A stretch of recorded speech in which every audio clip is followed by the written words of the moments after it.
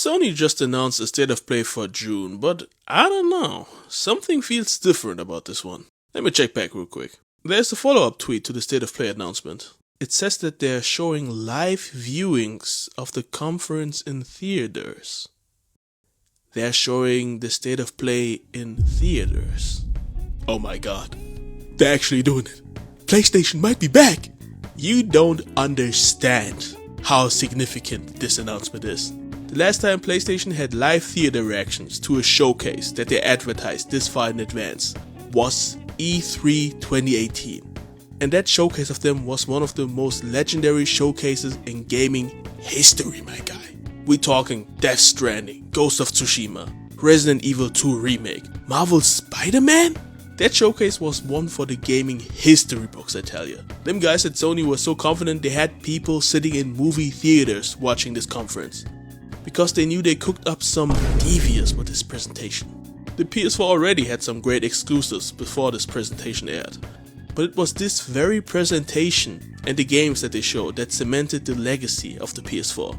If this June state of play is anywhere close to that level, this presentation might single-handedly save the reputation and legacy of the PS5. And I ain't even being hyperbolic here. And the PS5 is definitely in need of having its rep saved, cause golly, this generation has been a snooze fest so far.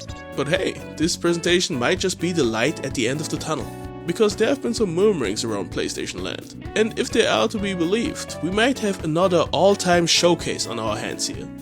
Let's go over what we might see in this state of play, and where PlayStation has to deliver on this conference if they want to save the reputation of this console generation. Let's get into this. Let's start off with the stuff that is old and new at the same time, because there have been rumors on a lot of remakes that are probably going to be shown at this presentation, especially about a certain one that has already been announced, the God of War Greek Trilogy remake. A few months ago now, it was revealed that Sony Santa Monica, the developers behind one of the greatest crash outs in gaming history, Kratos from God of War, are personally working on a remake of the mainline Greek saga God of War games. This is almost definitely a shoe-in for a slot in this presentation. While I'm unsure on whether or not there will be a gameplay trailer due to another game they're working on that I'll get into later, they are probably going to show at least some in-engine footage and maybe a release year. As someone who missed out on the Greek God of War saga and got into the franchise with the Norse games, I'm definitely gonna be all up in there. Pause. When that trilogy hits the shelves. So definitely keep God of War at the back of your mind when going into the state of play. Next up, a remake whose rumors have been picking up quite a bit of steam in the past few weeks. An infamous duology remake collection, consisting of the first two Infamous games, is said to be in the works at Sucker Punch. And if those rumors are to be believed, this state of play would be the perfect place to show them off. Something that would kinda throw a wrench into these rumors though, is that Sucker Punch gave a statement back in the early 2020s, where they explained that they're not planning on revisiting Infamous, and that they wouldn't allow any other studio to lay their hands on the games. The interesting part about this article and this rumor is that Sucker Punch has seemingly deleted this blog post off their website. Hey, if we can get them Infamous games remade or remastered on PS5, I ain't complaining, cause I never got to them games before Infamous Second Son on PS4, and there really aren't that many superhero games coming out nowadays anyways. Insomniacs are the only ones really feeding them superhero streets right now, so hey, I'll always be down for some Infamous. Last but not least for this section, Persona 4 Revival. This one really is just me shooting myself up on some hope here, my guy. What I would love for the Persona 4 remake to be showcased at the state of play. Persona 4 Golden is my favorite game of all time, and I'm straight fiending for any amount of news on this game, my nigga. Well yeah, I absolutely dread 10 more years of Persona 4 discourse that will definitely hit the timeline once this game releases. I'm still looking forward to that game looking sharper than a motherfucker on my PS5 in due time. In recent times, Xbox have really improved their relationship with Atlus and Sega, and have gotten essentially all of Atlus's recent reveals on their conferences. So Persona 4 Revival showing up here might be a stretch, but you know what a wise man once said? As long as there is delusion, there is hope. Truly words to live by. No need to thank me, I got you fam. Alright guys, now that we got all the remake and remaster stuff out of the way, let's talk about some new games that might be shown here. I think that we might see the start of the marketing cycle for GTA 6 here. And I know, Rockstar and GTA definitely don't need Sony to show off their game. Heck, the first trailer they dropped for GTA 6 set records right after it was released. GTA 6 is a phenomenon. And even though that is the case, Sony still has the marketing deal for GTA 6, so it wouldn't be that crazy of a thought that GTA 6 might show up here. That being said, no one here should expect a lot to be shown, if it's shown at all. Maybe a small story beat, but that's really it. That marketing cycle will be drip fed all up till the release of the game, bro. And they're going to keep you on the hook with small bits of info all the way until then. The next game I'm going over is rumored to still be alive, so showing it here makes a ton of sense actually.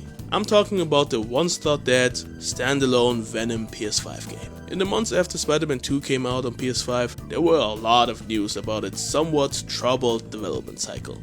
One of the bits that came out of that were the news that the shorter standalone entry, think the size of Spider-Man Miles Morales, starring Venom was supposedly cancelled and that Insomniac scrapped their ambitions for the game. If the rumors around the cancellation being untrue are to be believed, we might have another huge announcement waiting for us in the state of play. While that Venom segment in Spider-Man 2 was very short-lived, it definitely showcased quite well how the power fantasy of controlling Venom would play like. The next game is a game that is definitely going to be shown at the state of play. Cory Barlog, the director behind God of War 2018, has been working on a secret product for the past few years, and it's finally time to unveil it. According to insider reporting, this new game will feature Faye, Kratos' dead wife, as the protagonist during the time before she met Kratos, with gameplay that is closer to the hack and slash nature of the Greek God of War games. Boy oh boy, I can't tell you how excited I am for this game, dog. God of War 2018 was a generation defining game, and cemented Cory Barlog as a game director to look out for. Anything he's at the helm of, I will buy the moment it hits the shelf, gang. And with all the stuff that was revealed in God of War Ragnarok, this woman definitely got them beaters on her, I can promise you that.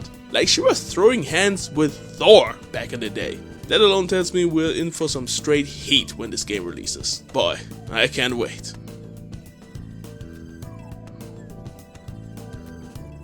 In the beginning of the video, I mentioned that this generation definitely needs some saving, so let me elaborate on that. PlayStation has been coasting along for as long as the PS5 has been on the market, and it shows.